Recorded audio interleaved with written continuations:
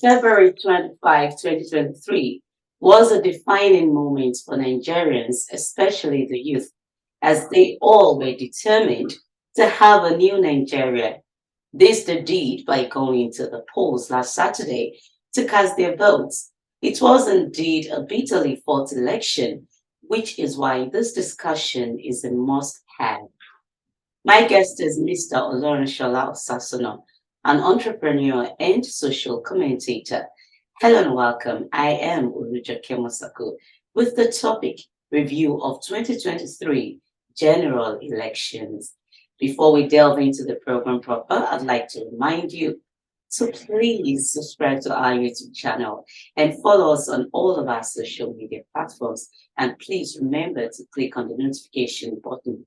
Until then, enjoy this ride with us as we review what happened last Saturday. Thank you so much, Mr. Shola, for coming on the show. It's nice having you here again. Yeah, thank you, Joke. It's always a pleasure being here. Thank you. Yeah. Now, the election was held on Saturday amidst so many things that went, mixed reactions, feelings, Yeah. agitations, and all. But international media has described the presidential election as tense. That's their own definition or description.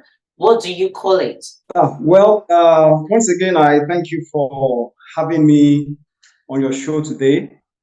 And I'd like to congratulate Nigerians for, taking out time to step out to vote for candidates of their choice last Saturday, particularly the presidential election and the House of Assembly, the Senate and all that. So I want to say that the election of 2023 is actually one of its type. And it's actually an election that, we have never seen it like this before. Very competitive election, and the election that really justifies the fact that our democracy is evolving.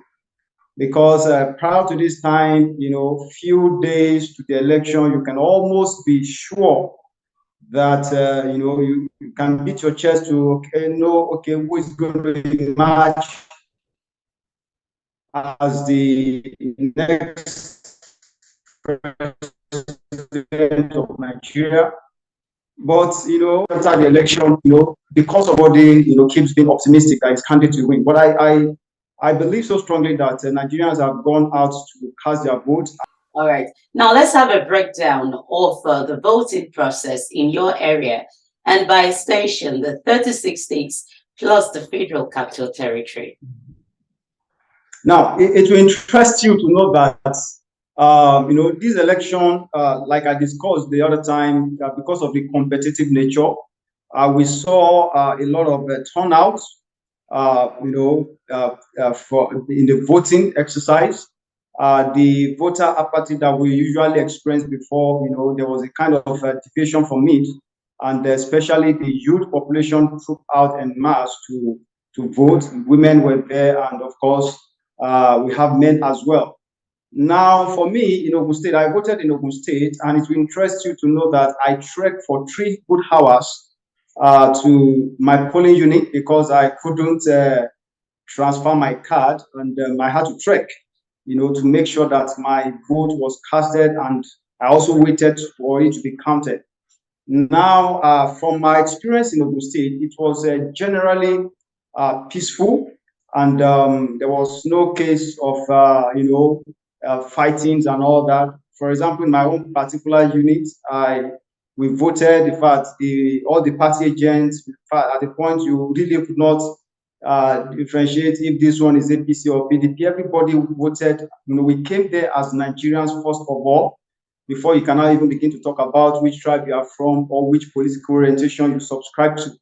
So generally in Ogun State, the election was peaceful, although at some point, some concerns came up because of the late arrival of election materials, which was attributed to logistics issue, especially in terms of transport. For example, in my own polling unit, we didn't start the election until 1 p.m. in Abeokuta here. But as soon as the electoral officers came and the process began, it's very seamless process. The card readers, everything worked very perfectly, and you see, and I can say that no single person that was available to vote was disenfranchised, because as soon as they started, the process was quite seamless, and I want to just give it up to Annette for that. Thank you. Okay. Now you And just therefore, yes, I just talked about Ogun State. And of course, we also try to monitor different parts of the country. Of course, it's not a news that Lagos was actually a very, very interesting, place, in terms of the voter, the level of anticipation of the voters in Lagos, because Lagos happened to be the home of the presidential candidate of the All Progressive Congress, Asiwaju Bola Tinubu, and of course, the Labour Party, candidate Peter Obi, of course, have a lot of supporters in Lagos, and I guess he also voted in Lagos. So the question is that a lot of people were actually agitated to see what exactly is going to happen in Lagos, and of course, there were pockets of violence, here and there in Lagos, but at least we thank the security officials that were able to move and swing to action to make sure that it didn't degenerate into something that is uncontrollable. Yeah, that's just the experience. Now, of course, in the north, generally it was a peaceful experience, and well, just like every election, there will always be cases of violence, where ballot snatching and all that. You can't rule that out, because this is actually a process that is evolving. But generally, I can say that this is a more peaceful election than what you have experienced in this country before. Okay. Now, thank you so much for actually appreciating INEC for what they did. But there's been a lot of irregularities. There are videos circulating that we get to see in the northern part, a group of people thumbprinting on on the election papers, the ballot papers. And just this morning, I actually saw a video of an INEC official just thumbprinting a couple of ballot papers, in a specific place. Now, these are people who actually told us that there's going to be a free, fair election. And aside that, like you said, there were, I also saw a video of one of this, would I say, road transporter, some MC Oluomo, threatening people who are not there to vote for APC to actually get out of the place. We saw a video, a picture of a woman that was being beaten because of the same election, and she went home and came back to actually cast a vote. In the midst of all of this stuff, and the bad eggs, even in INEC and everything that we could see, we also saw that there was no generator to charge the beavers, and uploading the results on IREV was also one of the difficulties that people encountered. And I also heard a voice note of someone of the, maybe it's a core member, and I think it's a core member, who said they couldn't upload the results on IREV, and because while it was trying to put in the password, it was rejecting the password, and they took the results to the necessary place. And as soon as they got there, they were right in front of him, they were swapping results, giving the original to the, from one person to the other. These are many more that, of course, I know a lot of things will still come out. Now, I know that INEC said they prepared. From all that I've just mentioned, would you say that INEC was fully ready, even when they did the mock-up election process? And how would you rate INEC from the scale of 1 to 10? Well, thank you, Joker, all the instances you cited. And of course, one of the things that made, of course, this particular election quite a unique one is because, of course, this is a social media age, and everybody is a journalist. Everybody is also an INEC chairman in quotes. But I want to say that for me, I believe that INEC could have been more prepared. For example, now it would have also caused crisis, like I told you that we were there until 1 o'clock, and it was actually not a very palatable news for us to have had that the reason why the delay was because of, the reason of the delay was because there was no vehicle available to convey the electoral officials and of course the materials. So, and what we want to find out based on the level of funds that have been released to INEC and the time frame that they had to prepare for this election. I believe so strongly that even though they have tried their best, I believe that for subsequent elections there are lessons that INEC himself is learning from this process, and I believe that they'll be able to pick one or two things so that subsequent elections will actually be better than what we have now. But I can assure you that this election, even though we are not where we want to be, we are very far from where we used to be, as a matter of fact. Thank you so much for that. Let's quickly go on this break. We will be right back.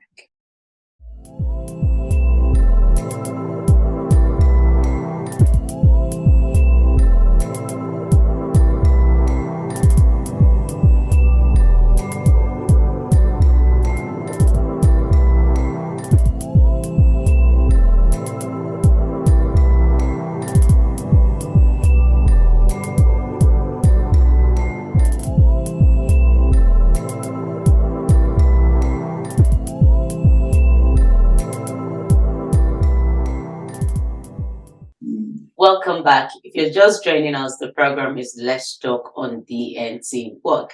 And I've been speaking with Mr. Olorunsola Osasona. He is an entrepreneur and social commentator. As you already know, we're talking about Nigeria, the review of the last election that, well, we're still waiting for the results because probably by the time of when this report will be airing, this video will be airing, the result might have been out. But let's just enjoy the ride as we continue on the show. So what exactly is at stake? Thank you so much once again for standing by. Thank you. Yeah. What exactly is at stake in Nigeria that both young and old are determined to change or rewrite the course of the nation? What is at stake in Nigeria is huge. And what is at stake is the manifestation of the dream of every Nigerian to see a society that works, a society that can stand shoulder to shoulder among the community of nations, a society that is not just consumer driven, a society that is productive, a society that can actually bring something to the table in terms of global politics and all that. So I want to believe that what is happening right now is that a lot of people, of course, are tired. A lot of people are just desirous to just see that Nigeria begins to function. It doesn't make sense any longer, as a matter of fact, for us to be in a situation where we don't have power supply. It doesn't make sense for us to be in a situation where, even though we are, oil producing country, we don't have access to the oil as it should be in terms of the pricing as well. It doesn't also make sense, for us to have a situation where, our education system is in comatose working. So I believe so strongly that this level of participation you are seeing is just because people really want to see a society that is working. That's all. That's actually true. We need a new Nigeria. We need things to actually get better. And of course, over time, election has been something that people don't really care about. But this time around, we see a different turn in events. And especially from the youth having to want to take charge this time. And I hope that we all will not be disappointed at the end of the Yeah. day. Now let's go to Yeah. Abuja right now. There is the ongoing collation of results for Yeah. at least we've received a couple of results from each state, the presidential winners and all. I mean, the one who won each state.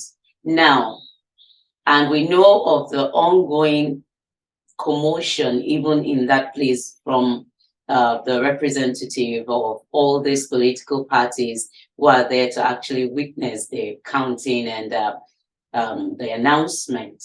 Now, a lot of people are agitated. People are angry. Nigerians are saying they should just count the votes and just give us their own leader because they know that at the end of the day, it is INEC's leader, not Nigeria's choice. Like you rightly said, there's a lot of agitation really about the outcome of the election, and the agitation has been worsened by the recent contribution of the elder statesman, the former president, General Olusegun Obasanjo, in his letter that he wrote, addressing some of these issues and all that, and we saw how that there's right now a coalition of the opposition parties, asking for an outright cancellation of the election. So now the question now is that when people are saying free and fair election, okay, I discovered that Nigerians really perhaps don't want free and fair elections. What they want is free and perfect elections. And I can guarantee that there is no place in the world right now, including the US that you are there, that can beat their chest to say that they are organizing a perfect election. It is free and fair. Okay. And, we have conducted an election. When you are going into a battle, when you are going to a warfare, you must always give yourself the benefit of that there will always be a winner or a loser. You don't go into a contest with the mindset that you have to be the winner or nothing else. If you go with that kind of mindset, that means you are not really interested in the due process. You are not interested in peace in the first place. Because at the end of the day, the winner must emerge and the loser must emerge. Now, when the results started trickling in from the different population centers and people started posting online and all that, as long as, for example, my own party was winning in a particular, maybe a strong zone and all that, where I adjudge that election as, oh, it's free, there's no problem. But should I now say because my party is losing in another place, I will not say, okay, because they are losing, it is actually a rigged election. Lagos, for example, when the election started coming in and people started posting online and all that, different political parties were actually posting their areas of strength where they led different political parties and they were happy and all that. But suddenly, peradventure, because they began to see from other zones and other where another political party has strength, where it has worked, coming out with their figures. At that point, you began to give excuse for the failure that you are already perceiving. That is not democracy. Look at this APC, for example, is the ruling party in Nigeria now. The president of the nation lost his state to the opposition. The flag bearer of the All Progressive Congress lost his state, Lagos. Do you know what it means for Asiwaju Bola Tinubu to lose Lagos? It's like a fish losing his place inside water. Okay, the governor of Kaduna, the very outspoken governor of Kaduna State, lost Kaduna State to opposition. The same thing, the governor of Kano. I think what's the name of this? What's his position now? The chairman of the campaign team of what the Asiwaju Bola Tinubu in Jos lost Jos, Plateau State to opposition. So now, in a situation where all these losses are obvious and the records are there, can we still say that this election is actually not fair enough? Because if we know what happened when the former president that is even writing a letter now was to conduct and oversee the election that brought in the late president Yaradua, he actually declared that election was the first time we were hearing in the history of Nigeria that the president will come and say this election is a do or die affair. And you can see the disposition of the president of Nigeria, President Muhammadu Buhari. You can see right from when he was making his opening remarks in this inauguration 4 years ago. He said, I am for everybody, I am for nobody. He spoke like a converted general, as a true Democrat. As a matter of fact, few weeks to the election, some of the opposition, opposition dominated media were even raising questions concerning the participation of the president, okay, in the campaign effort of people Ahmed Tinubu. It was not really like, what is the president really with you? And at the end of the day, we saw different policies that came up that people were complaining about that actually put the man in disadvantage. And this man was still able to, weather through the storms, and he kept on pushing. And right now, in his home state, he lost the election. All right. Thank you so much for that. We're actually running out of time. So I would like to quickly ask this. By the time this video will be aired, of course, we would or probably would have known who the winner is. Now, whoever wins, do you see the person delivering a new Nigeria to Nigerians? I have always been of the opinion that we do not need a messiah in Nigeria. Are you with me? Of course, we have studied the different manifestos of the different contestants and all that, and they are promised.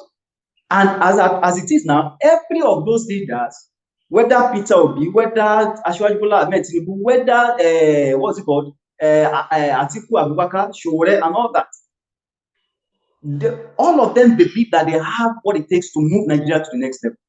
So we should give them a benefit of doubt that based on the manifesto, even though the manifesto is mere promise, is a promise, we should all give them a benefit of doubt that whoever emerges, at least we move Nigeria to another level.